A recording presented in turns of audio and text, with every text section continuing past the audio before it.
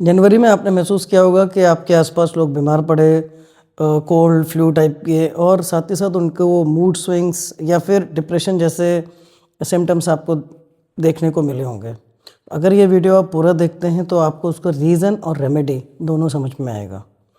इस सब चीज़ों को समझने के लिए हमें एक बहुत इम्पॉर्टेंट चीज़ समझने की ज़रूरत है, दैट इज़ मकर संक्रांति। और आपको ये भी ताज्जुब सा लग रहा होगा कि मकर संक्रांति को गए हुए इतने दिन हो गए, तो ये वीडियो इतने दिन के बाद क्यों बनाई जा रही है। एक्चुअली जो चीज़ आपने मकर संक्रांति पे मिस कर दी, वो आप कुंभ संक्रांति जो 13 फरवरी की है, आप उस पर भी कर सकते हैं। तो सबसे पहले हम समझते हैं कि मकर संक्रांति, वैसे तो संक्रांति 12 होती हैं, हर महीने एक आती है, लेकिन मकर संक्रांति का इतना महत्व क्यों दिया गया, बताया गया, तो उसके लिए हमें समझना पड़ेगा तिल को, चावल को, गंगा जल को, सुबह के स्नान को, सूर्य को जल देने को, साथ ही साथ खिचड़ी जिसमें कि हरी मूंग की दाल का प्रयोग होता है, और गुड़। इन सब चीज़ों को हमें समझना पड़ेगा और इनकी महत्वता क्या है, ये इसको जैसा मुझे समझ में आया है वो मैं आपको शायद एस्ट्रोलॉजिकली और लॉजिकली समझा पाऊँ। तो हम सबसे पहले बात करते हैं राइस, चावल की। सभी जानते हैं कि वो चंद्रमा का प्रतीक होता है, चंद्रमा यानी कि मन का प्रतीक। और अभी मैंने पढ़ा था, कहीं सुना था कि चांद पर चाइना ने चावल को भेजा है, उसके माइक्रोग्रेविटी और कॉस्मिक रेस में उसको एक्सपोज करने के लिए, जिससे कि वो एक नया वैरायटी का चावल बना सकें। यहाँ तक कि चंद्रमा पर नासा भी चावल उगाने की कोशिश में है। और साथ ही साथ आपने देखा होगा कि जब भी ज्वार भाटा वगैरह आते हैं, चंद्रमा के जो मूवमेंट्स होते हैं अर्थ के हिसाब से, उसमें भी हमारे मन पर बहुत फ़र्क पड़ता है।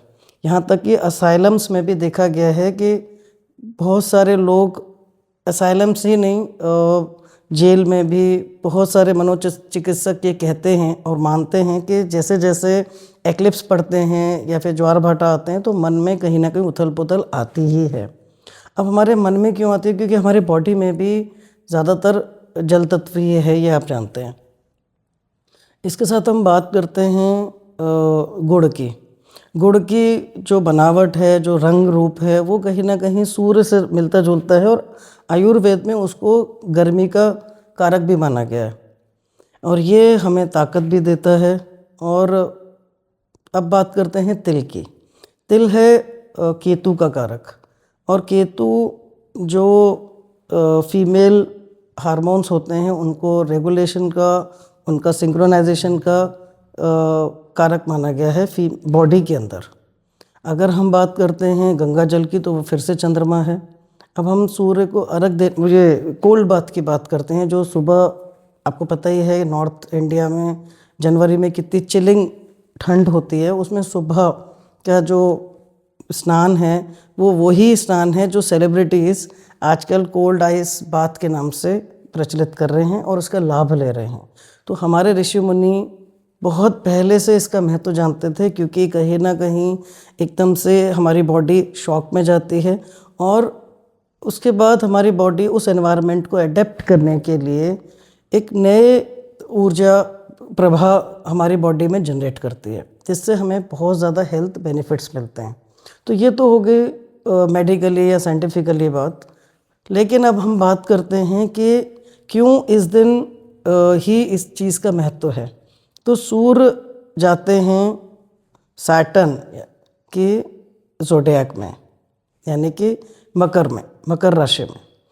अब हम आप अगर थोड़ा सा भी आपको एस्ट्रोलॉजी का ज्ञान होगा तो आप देखेंगे कि कुछ प्लैनेट्स ऐसे हैं जिनके एक हाउस है या एक ज़ोडिएक है, कुछ ऐसे हैं जिनके 2 ज़ोडिएक्स हैं। लेकिन शनि ही एक ऐसा ज़ोडिएक प्लैनेट है जिसके एक साथ दोनों ज़ोडिएक हैं, एक्वेरियस एंड कैप्रिकॉर्न, मकर और कुंभ। क्योंकि शनि है डिसिप्लिन, शनि है पेशेंस, शनि है स्ट्रगल, शनि है मेहनत। अगर आप मेहनत करेंगे, पेशेंस के साथ करेंगे, तो वो उतना ही ज़्यादा आपको सफलता देंगे ही देंगे। कोई और प्लैनेट गारंटी दे या ना दे, लेकिन शनि गारंटी देते हैं सफलता की। अब यहाँ से हमारा साल शुरू होता है, तो इस समय पर चूँकि सूर्य आत्मविश्वास, कॉन्फिडेंस, आपका आत्मसम्मान, नाम, शोहरत, गवर्नमेंट जॉब, इस तरीके की चीज़ों का कारक माना गया है। तो जब हमें अगर अपने जीवन में आत्मसम्मान चाहिए, कॉन्फिडेंस का चाहिए, या फिर हमें अपने जीवन में कोई सफलता चाहिए, तो हमें सूर्य को बल देना होता है, मन और बुद्धि को अपने साथ रखना होता है, यानी कि चंद्रमा और साथ ही साथ बुध और केतु, इन सबको साथ में स्ट्रेंथ देता है। तो जब सूर्य मकर राशि में प्रवेश करते हैं तो ये साइन होता है कि अब आपके स्ट्रगल के दिन, आपके पेशेंस के दिन आ चुके हैं। तो उससे पहले कि कहीं आप लड़खड़ा ना जाएं, आपकी बॉडी लड़खड़ा ना जाए, तो ये सारे चीज़ें खाने के लिए बोली जाती हैं और दान के लिए भी बोला जाता है। अब दान का महत्व तो इसलिए नहीं है कि आप प्लैनेट्स दान कर रहे हैं, प्लैनेट की कारक वस्तुएं दान कर रहे हैं तो एकदम प्लैनेट आपके लिए बेनिफिट देने लगेगा। वो आप माने या ना माने, वैसे होता तो है ही, लेकिन आप माने या ना माने, कम से कम हम इन कुछ चीज़ों को दान करते हैं, इनसे एनर्जी बिल्डअप होती है, कार्ब्स मिलते हैं। और जो पहले अगर हम बात करें तो लोग गरीब हुआ करते थे, तो जब हम उन गरीबों को दान करते हैं, वो खाना खाते हैं, पेट भरते हैं, तो हमें भी एक पीस ऑफ माइंड, एक हैप्पीनेस तो मिलती ही है। तो इसीलिए बोला जाता है कि इन दिनों में आप ये सब चीज़ें कंज्यूम करें और दूसरे को भी कंज्यूम करने के लिए दें, जिससे कि हमारी बॉडी में स्ट्रेंथ है। एक्चुअली ये सिर्फ मेडिकल स्ट्रेंथ की बात नहीं हो रही है, ये प्लेनेटरी स्ट्रेंथ की भी बात हो रही है कि जब हम सूर्य और चंद्रमा को बल दे देते हैं और बुद्धि का साथ दे देते हैं, तो ये 2 महीने जो सैटर्न के हैं, इसमें हम मेहनत करते हुए निकल जाते हैं, तो आगे के जो पूरा साल है या पूरा जीवन है वो अपने आप अलाइन हो जाता है।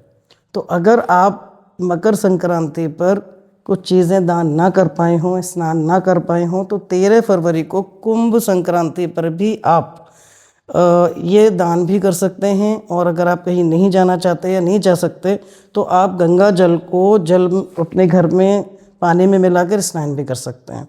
उस दिन सूर्य को जल दीजिए और मंदिर अगर जा सकते हैं तो भगवान शिव की आराधना करें, वहाँ 10 से 15 मिनट बैठें, वहाँ की एनर्जी को लें, अपने आप को समर्पित करें और जो भी गरीबों को आप दान दे सकते हैं वो दान दीजिए। उससे आपको डेफिनेटली अपनी लाइफ में, अपने भाग्य के पॉइंट ऑफ व्यू से, finances, emotional, health and wealth, her point of view से आपको बेनिफिट होगा। और मुझे उम्मीद है कि आपको ये जानकारी अच्छी लगी होगी। आप प्लीज़ मेरे चैनल को सब्सक्राइब कीजिए, लाइक कीजिए और ये जो जानकारी है इसको शेयर कीजिए, जिससे कि और लोग भी इसका लाभ उठा सकें। धन्यवाद।